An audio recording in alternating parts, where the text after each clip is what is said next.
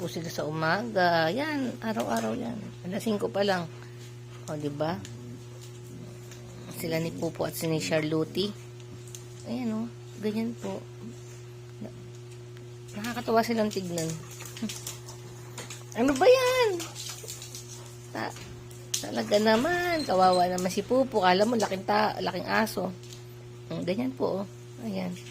Ayan, oh. Kala mo nasasaktan po yan. Hindi naman. Banding lang nila yan. Close na close po sila. Ayan. Super close. Oh, ganyan sila. Ganyan. Harutan. Oh. Nakakatawan tingnan. Masaya pong panoorin ang dalawa. Ayan. Ayan. Ang cute.